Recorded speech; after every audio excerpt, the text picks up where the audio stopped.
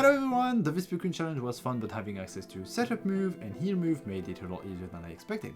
So let's do a harder one this time. So I decided to go with the electric rodent of Gen 4, Pachirisu. It does have good speed with a base 95 and a decent special defense with 90, but that really is it. 45 in offensive stat and 60 in base HP means we can't take it all that well, and we aren't gonna hurt them back all that, which is perfect. Saving grace for this rodent is that she learns Discharge at level 29, which is a pretty good stat move, and her TM learn set is pretty good. Indeed, she has access to some good moves like Toxic, T-Ball, Dig and Grass Knot, to name a few. As always, I have a few rules for these challenges. No items in battle, no specific EV training, and I can only use Pachirisu in battle, though I will need HM mons to clear the game. Quick disclaimer, I will use speed up and rare candies for the sake of time and skim some EV point. I will also rate this challenge with my own point system.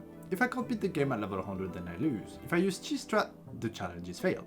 Rival battles give 1 point if I can win on the first try. Masters fight in the Windworks is counted as a rival battle. Official league challenge battles gives 3 points if I win on the first try, 2 points if I can beat it without level up, 1 point if I can beat it within 4 levels of my first attempt. The last Cyrus fight is also counted as an official battle. With this rule there are 49 obtainable points. I am writing this script as I go, so let me know how many points you think I can get. With that out of the way, we can start the challenge. For this challenge, I replace Piplup with Pachirisu so that our rivals get Turtwig and later on Torterra for some added difficulty. The first fight of the run against a rival is first, and this Turtwig has access to Withdraw, so KOing with only quick attacks is a bit annoying, but fortunately we do have access to Bite. So after I finish spamming Withdraws, I can take a couple of tackles while biting and bypass his defense and get the KO. I was expecting to have Bite already, so it's a pleasant surprise. After doing some exploring, getting coupons, clearing the trainer school, we can hop into the next rival fight. He now has a Starly, but it falls to 2 quick attacks. Turtwig is next. I go with 2 quick attacks on Withdraw and a tackle. I then go for the same strat as before and spams Bite, while he uses Withdraws and occasionally tackle, until he is in range of a quick attack that wins us the fight. But I say Bite is quite good, it would take it so long to KO Turtwig otherwise. Next up is Roar, and it's not gonna be easy.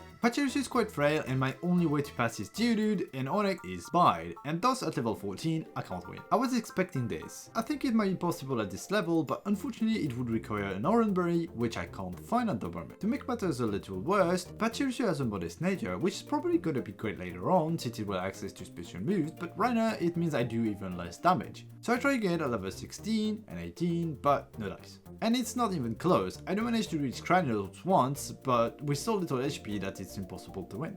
So I give up on the point and try again at level 20 and we get this fight. He is Geodude. I go for a bite onto Rock Throw and on the third turn I OKO. Next is Onyx. Once again I bite my time onto Rock Throw and do 50% damage on the third turn, so we can do the same thing again, and after 3 turns we KO. Cranilos is last, but Pachirisu is left with 21 HP, so I decide to go for 3 charms to put him at -6 attack while taking headbutts. I then go for a spark for 50% and get hit by a headbutt. It goes for a potion on my next spark, but since I'm faster, I get the KO with one last spark and wins the first gym badge. I believe this was rather lucky. I went for 1 charm too many and never got flinch or crit, so all in all, the axe was in my favor there. Once back to Jubilife City, we save Dawn and the Professor from people landing like flyers and continue towards the Romaton. Once there, I want to check out the Windworks, but they end up closing right after my friendly battle with the ticket man. So we have to go fetch the next shift before entering. After finally getting in, we face March, which isn't a staff member apparently. Jokes aside, her Paragly is quite strong for this stage of the game, so let's see how it goes. First is Zubat, which we can go KO with a Spark. Next is Paragly. She leads with a Fake Out for some cheap damage. Next turn I hit a Spark and get a Paralysis. I go for a Swift and she retaliates with a Scratch while ending up with her Berry. I then go for another Spark and she gets fully paralyzed. Once again I use Spark and she is paralyzed, so I can KO on the next turn with a quick attack. Alright, then good axe on this one too. To be fair, I did have an Orange Berry, so I wasn't in any danger. With Matt gone, the actual staff member isn't up for a 2 considering recent events, and thus on what I go. Not much to tell before Gardenia, aside from the fact that I am collecting every berry I can since they might be useful later on. Regarding Gardenia, I am kind of worried. I have nothing to hit her with, and I have no idea how much damage I can inflict with Swift, which is my best move for now. And I was right to be worried. At level 26, I barely pass her 12 Twig and Cherubim KOs me every time since Turtwig always set up the sun. I even tried with Sweet Kiss to get the confusion, but I really don't like this kind of strat. Sure, eventually I could get incredibly lucky and pass the fight, but that's boring. So I decided to level up. At level 28 I'm still stuck, but I hope that I can win at level 29 since Pachirisu learns Discharge. But I still can. I do try a dozen or so times before resorting to leveling up again. You see, at level 33 Pachirisu gets Super Fang, which always does 50% of a Pokemon's current HP, which is more damage than any other of my moves can do when they have 100% HP. So I get to level 33 and finally get this fight. Guardian is Turtwig. I go for a Super Fang and he sets up the Reflect. I then go for a Discharge for the KO. Cherrim follows. I lead with Super Fang and take a Magical Leaf. I then go for a Discharge, which leave her with a Sliver and get the Paralysis while she uses a Safeguard. Guardian goes for a Super Potion, and anticipating it, I go for another Super Fang. Next turn, I hit her Discharge and she retaliates with a Magical Leaf. I then finish her off with a quick attack. Last is Roseray. I hit a Super Fang while she misses a Stun Spore. I go for Swift, which activates her berry, and she misses another Stun Spore. Once again, I use a Swift and she connects with Stun Spore. She then can outspeed and hit a Magical Leaf while I get fully paralyzed. Once more, she hits a Magical Leaf, triggering my berry, and I manage to answer with the Swift, which gets a KO and the second bag. Alright, this was tough. Now that I'm watching the script, I realized I forgot to try using Return. Probably wouldn't have worked anyways, not with so little stats, plus I would have had to go through the same problems with Chili Seed from Cherrim and the Paralysis from Roseray. It's not gonna help me in the next game either, so we'll see if I end up trying it out. Before we dash to Heart Home, I have to deal with Jupiter. She leads with Zubat, which falls to a single Discharge. Next is Contact. I go for a strong Discharge while she gets a critical Night Slash, and I get the KO with the last Discharge on the next turn. Well, nothing much to tell here. I am too overleveled for this fight to be remotely difficult. We cannot go for Heart Home. Once there, we go straight for Fantina. I don't know what to expect since the only move I can use on her is Discharge. I lose my first attempt to bad Sleep Lock. Honestly, I had Chesto Berries in the bag and I should have given one to Pachirisu from the get-go. But there is no need to level up, so I try again after giving a Chesto Berry to Pachirisu and get this fight. She leads Dark Skull, I go for a Discharge which gets Paralysis and he sets up the Future Sight. Fantina uses Super Potion while I hit another Discharge and another one gets the KO. Next is Hunter. He goes for a Sucker Punch and I go for yet another Discharge. He is left with the Sliver, but Fantina heals on the next turn and takes another Discharge. He then falls on the next turn. This makes use his last. I'm faster and hit her with a Discharge and she retaliates with a Shadow Ball. Once again, I use Discharge and get a crit for the KO. Not a great fight. Spamming Discharge is hardly what I call high octane, but a win's a win, so we get the third gym badge. Before I come in Atom behind, I have to deal with my rival. He leads Staravia and lands a quick attack but falls to my Discharge. Next is Blizzle and he also falls to a Discharge. Grottles follows. I go for a Super Fang while he sets up a Withdraw. I then go for a Swift and he lands a Razor Leaf. I get the KO on the next turn with a Swift. Last is Ponyta and falls to a Discharge, granting me the win. Easy peasy, no great threat at the moment and Discharge is a great move to have. I can now go straight to Veilstone and Melee. I think this is gonna go great. Super Fang and Discharge should be enough to deal with our entire team. She needs Meditate and goes for a Fake Out. I go for a Discharge but he survived and lands a Drain Punch. I KO on the next turn with another Discharge. Next is a Ace Lucario. Seeing how I couldn't OKO Meditate, I go for a Super Fang and tank a Drain Punch. I then go for a Discharge on the next turn but I can't KO and he lands another Drain Punch. I go for a Discharge once more for the KO. Last is Matrock. I go for a Discharge for some good damage with a Paralysis to boot and he lands a Rock Tomb. I get the KO and the badge on the next turn. This was rather funny, because of mainly spamming Drain Punches, our Pokemons never got low enough for the AI to heal them, and as you saw, one last hit and I would lost the fight. I also did the calculation to see if the Paralysis actually saved me or not. But nah, even at -1 speed, Machoke can't outspeed. Could have if it had a speed nature, perfect IVs, and a maxed out EV in speed. Still yeah, it wasn't gonna happen. Before moving on to Pastoria, I do some preparation for the upcoming gym. I first get Thunderbolt and TT to Pachirisu so I can be sure I OKO, Crusher Wakes, Gyarados and Floatzel. And in order to deal with its Quagsire, I'll learn Grass Knot since the damage is based on the weight and not my special attack stat. It will do some good damage to him and will probably be very useful for the rest of the run. While I'm at the game corner, I check my hidden power, which turned out to be Psychic, so that's not really useful. Before the gym, we do have a rival battle. He leads Staravia, which falls to a Thunderbolt. Ponyta is next and survives a Thunderbolt and goes for a Tail Whip. I get a KO on the next turn with a Swift. Grottle follows. I go for a Super Fang as he goes for a Razor Leaf, which misses. I go for a Swift, which does little damage, and I get hit by another Razor Leaf. Once again, I go for a Swift, but fails to KO, and I have to take another Razor Leaf, but I get the KO on the next turn. Last is Blizzle. He goes for an Aqua Jet which leaves me with 6 HP, but I do get the KO with Thunderbolt, which grants me the win. Well, that was closer than I expected. Grottle is starting to be a problem, so I wonder how the next fight will go since he will have a fully evolved team. Now it's Crash Short's time. I am well prepared, so I don't foresee any problems. He hits Gyarados, which falls to a single Thunderbolt. Next is Quagsire, and thanks to Grass Knot, I can OKO. His 8 Floatzel follows, and we OKO with Thunderbolt for the win. And his sweep with 3 OKOs is always nice. Before going to the 6th gym, I need to get Surf in Celestic Town, where I fight Cyrus for the first time. This one isn't all that interesting. Sneasel falls into 2 Thunderbolts, Golbat and Micro falls to 1 Thunderbolt each. That's what happens when you have a clear weakness to Electric type. Now that I made my way to Canalive, it's time to face our rival. I am more than a little worried since he now has a Torterra, but we'll see. I lose a couple of attempts due to 2 things. First, I get hit by Tail Whip every time, and second is Torterra takes 3 turns to KO, and the defense drop doesn't allow me to survive long enough. But eventually I get this fight. He hits Staraptor and I KO him with a Thunderbolt. Next is Rapidash, I hit a Thunderbolt and he misses Tail Whip. So I can KO on the next turn with full HP and no defense drop. Heracross is next. I go for a Super Fang and retaliate with a Brick Break.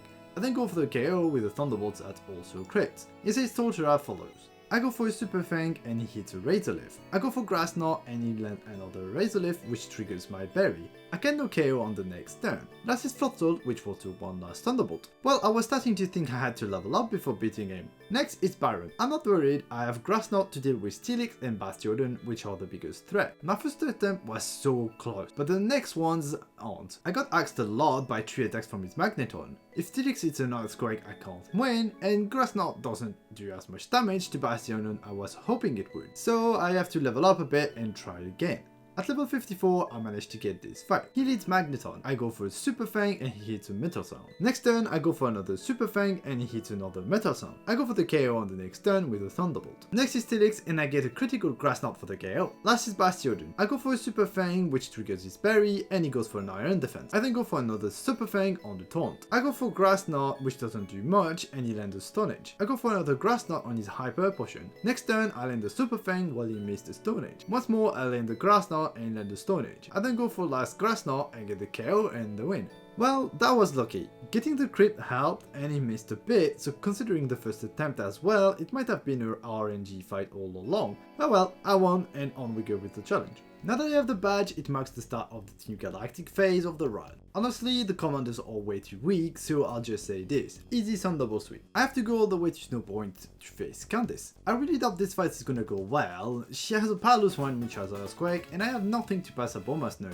As I thought, this ain't easy. I am completely walled by a Bomber Snow. I know I have to level up to pass him, the question is how much. Try again at level 60 and 62, but I still can't pass him. There is some progress though. Now the reason I can't pass him is because Candice uses a full restore on him every time. She would ever use it on her other Pokemons no matter how many times I tried. So I go to level 64 and after a few more attempts I get this fight. She leads Sneasel. I go for a Thunderbolt and she goes for a Feint Attack. Candice uses an Hyper Potion and I go for another 2 Thunderbolt for the KO.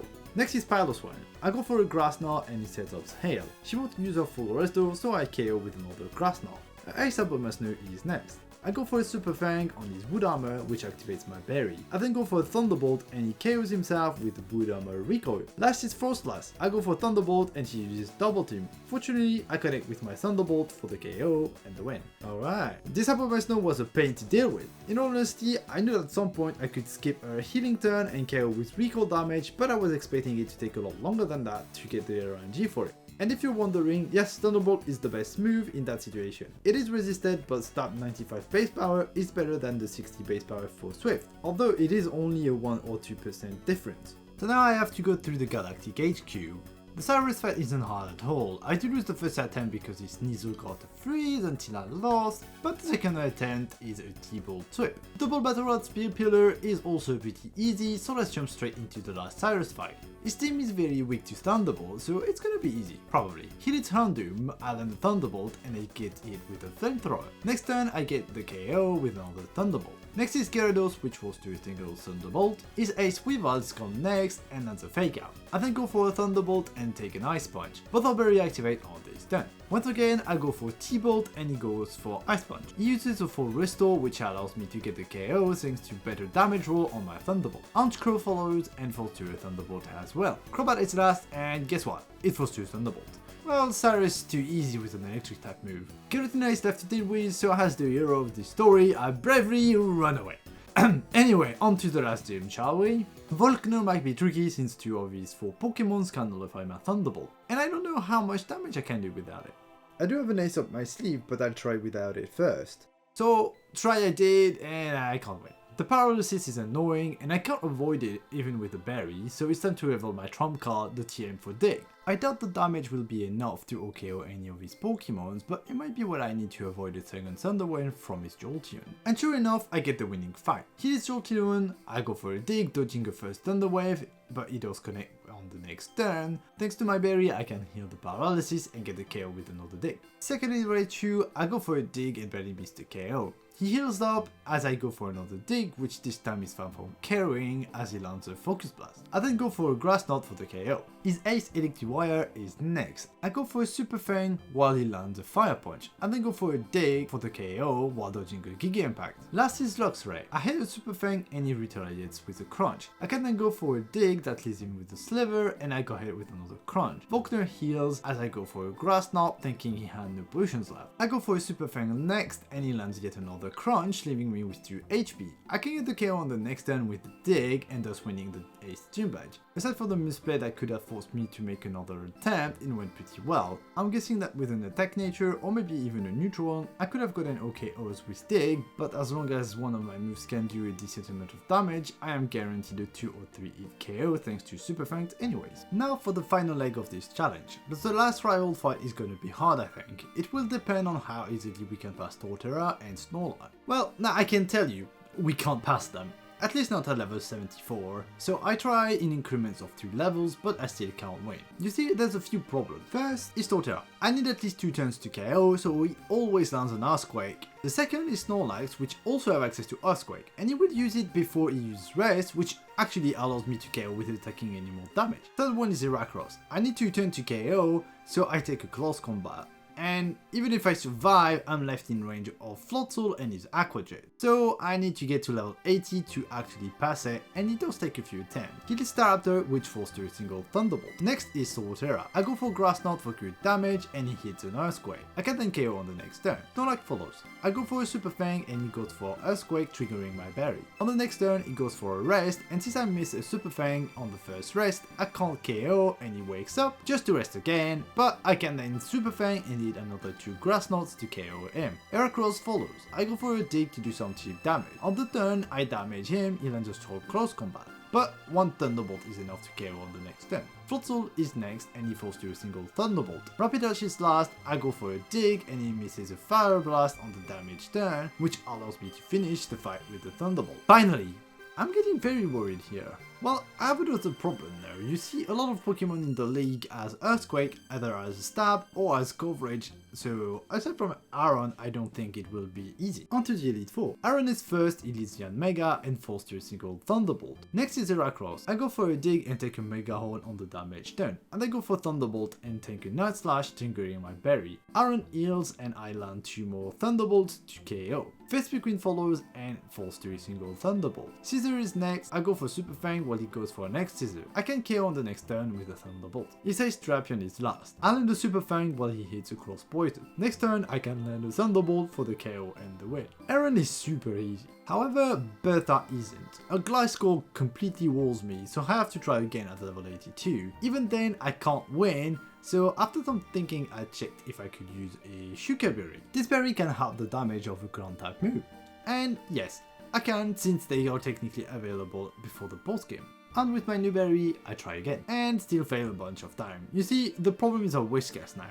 If it goes for enough power, it triggers my berry, but I need it to trigger on Gliscor's Earthquake, so I have to try until it doesn't use Earth power, which eventually happens.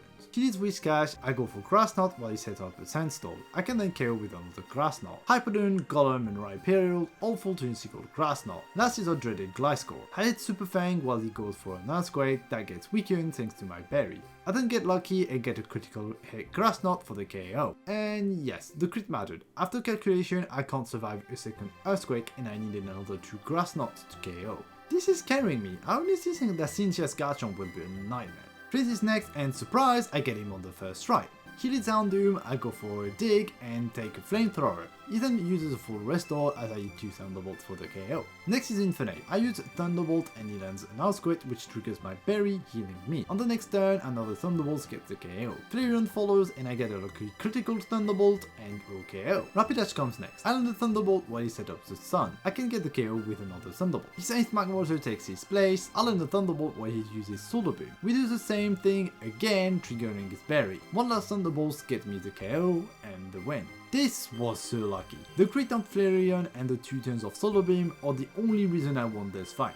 Lucian is next and his stuff as well, his Garland and Bronzong especially, but I do manage to win without leveling. He leads Mr. Mime, I go for a Thunderbolt while he sets up the Reflect. I get that KO with another Thunderbolt. Next is Bronzong, I go for Thunderbolt and he hits an Earthquake. I go for a last Thunderbolt, getting the KO. His 8th Garland follows. I land the Thunderbolt and he hits Stone Age, triggering my berry. I go for another Thunderbolt, triggering his berry as he lands a Psycho Cut. The healing puts him out of full restore range so I can KO on the next turn. Alakazam takes his place and he falls to a critical Thunderbolt. Next is Vespiqueen. I land a Thunderbolt and he retaliates with a Psychic, but the last Thunderbolt on the next turn seals the deal. This was a lucky attempt again. His Bronzong had a very weak roll on his stats, and the crit against Alakazam allowed me to tank Vespiqueen's Psychic, which I wouldn't have if I had to take Alakazam's Psychic beforehand. Alas, after this victory at only level 84, I ate a wall. Cinch's Garchomp. His Earthquake are devastating, so much so that I can't tank 2 of them even with the Shuka Berry. I tried everything I could think of, using Return instead of Super Fang, but it did no damage at all. I thought of using Toxic, but since I can't survive long enough it's useless, so I have only one solution left. Hope that at level 100 I can survive enough Earthquake to KO Garchomp. Unfortunately, this isn't enough. After all those close calls, all those crits to get here, Garchomp is my own doing. Crits don't matter since even if I do manage to get past him, I have to get past the rest of the team. I do pass him once, but Lucario KO me with an extreme speed. And so, it's with bitterness that I have to declare this challenge a failure. I still have one more thing to try. You see, there is one last ray of hope for the desperate. One move so broken, so unfair that I banned it. The forbidden move, the Cheese Incarnate. Double T. This won't change the fact that I failed, but I gotta try to cheese the fight. And yeah, sure enough, I can win. It takes a few tries to get the evasion lock needed, but I eventually get it and get the win. As I thought, the rest of Cynthia's team is a 2-hit KO, so Garchomp was the only real problem. I guess it's a good example as to why I ban evasion moves for my challenges. Anyway, this challenge was great, a lot harder than the previous one, and yes, I'm disappointed that I failed, but I'm doing this challenge so I can know which Pokemons can actually beat the game. Now, I do have the final point count, which will allow me to have some idea of Pachirisu's global performance, and it's 29 total points. By the way, regarding my point system, I had to adjust it a little compared to my first challenge, since I discovered that the way I was calculating the point for the league was terrible. So if you're interested in the ranking, as I am, I recalculated the points for the Vespiqueen challenge, and we get a total of 37 points with the new rules. Well, that's all for today. Thank you so much for watching. Do leave a like and subscribe if you enjoyed the video. Don't hesitate to leave a comment, I would love to have some feedback. Have a nice day and see you in the next one.